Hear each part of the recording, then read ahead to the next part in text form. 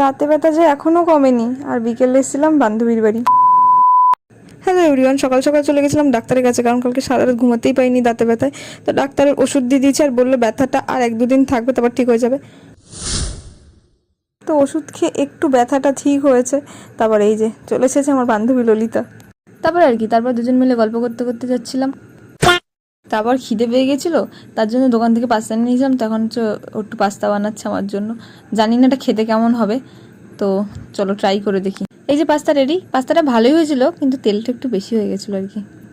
তো আমি পাস্তাটাকে ওকে বললাম যে পাস্তাটা তুই খুব ভালো বানিয়েছিস ভাই, কিন্তু তেলটা অতিরিক্ত দিয়ে দিয়েছিস।